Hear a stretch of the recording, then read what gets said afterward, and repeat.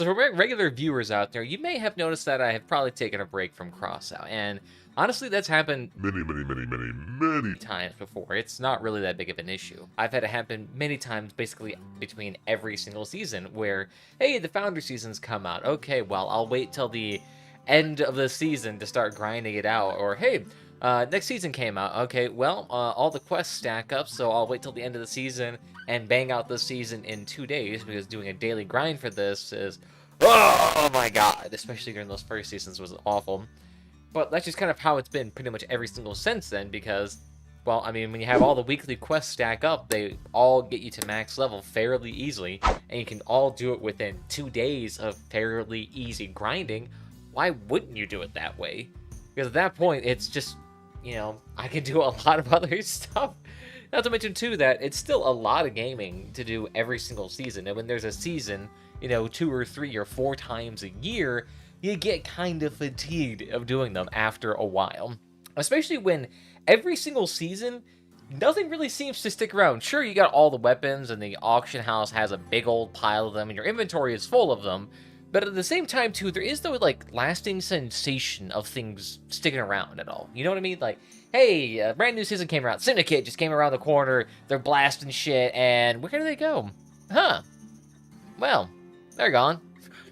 And with that, the ability to interact with them, to build anything, to adjust to market demands, or anything, earn their armor parts. Like, sure, you can kind of earn their armor parts tacitly through the badge system randomly and occasionally, and that takes you an absolute crap ton of time and resources to do, but sure, yeah, you could do that, I suppose.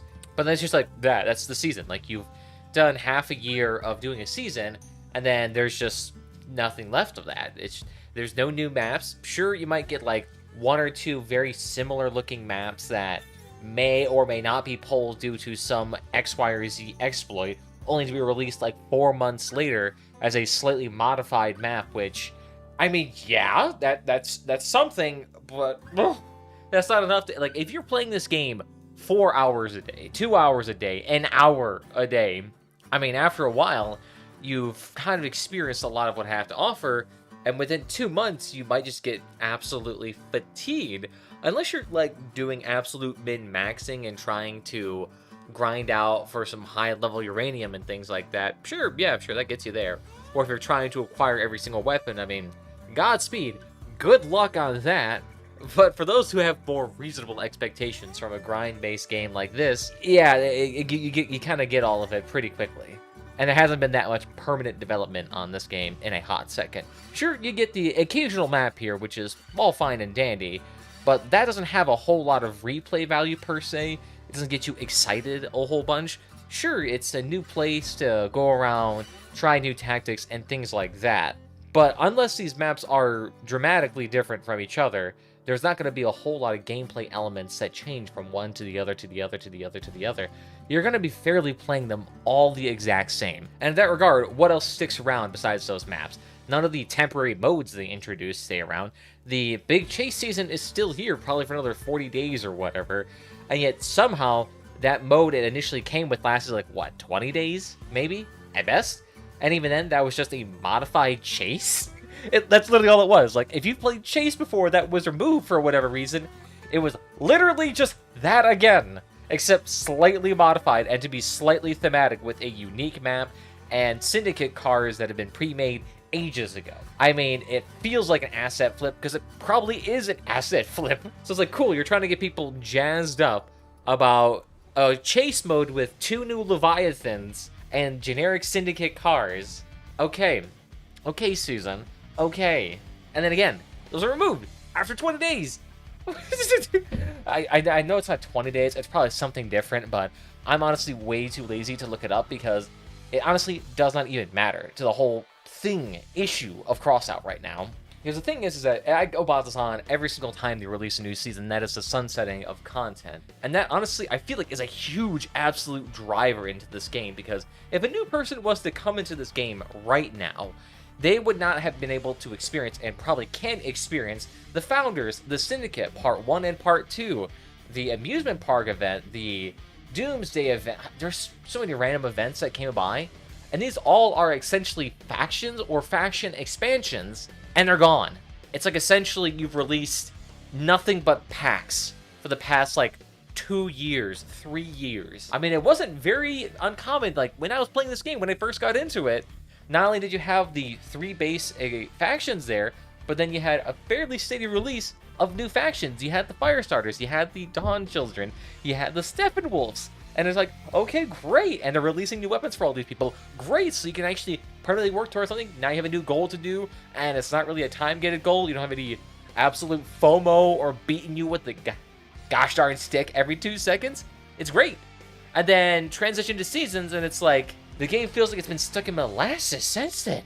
Honestly. Sure, I mean, the first 2 seasons were absolutely riveting. Founders and Syndicate, bang on right there. But then you have to remember the fact that all of those are temporary. They don't last. And when you know something is temporary, it just doesn't have as much lasting power in your consciousness. It doesn't have as much as fun as you can imagine it. Sure, there's some FOMO that you can potentially exploit. Like, maybe as a developer, I can think, yes, if I make everything temporary, that's going to increase community engagement and sales of my packs and seasonal passes, because they have to, otherwise they won't get it. But then they don't realize that that has negative repercussions for the rest of the game itself. And it doesn't take a genius to understand this game hasn't necessarily been at its absolute peaks since then. I mean, just look at the fact that basically every major content creator for Crossout has, left the scene. And the only ones that can really keep around or stick around are the ones that have to pay every single time a new season is released, so they actually have some gosh darn hype around this game. Now, I don't want this to be all like doom and gloom and me just absolutely crapping on the people over at Tarjam and Gaijin. They still make an absolutely fabulous game here that is really fun to play when you actually want to get into it. It's just that why they felt the need to make the progression of this game or the development of this game so temporary is beyond me. Sure, it absolutely probably does increase sales, and if I probably looked at their back end, whatever that says in Russian, I probably could absolutely see, yep, they absolutely are definitely experiencing more sales here of X, Y, or Z product here. But at the same time, as someone who actually was deep in the fudge when it comes to this community, I could definitely see a more lacking aspect to this whole thing. But, and yes, it's supposed to be the positive section here. Yes, but still positive-wise, I mean, the content they do release, the Syndicate, the Founders, all of these stuff that actually make is actually overall really cool to actually play around with, and it does look quite spang on. It does feel like, an iterative, gradual improvement of the Crossout formula, but that formula it evaporates when the season ends. Like, any progress you make in that, it kind of lingers, it kind of doesn't.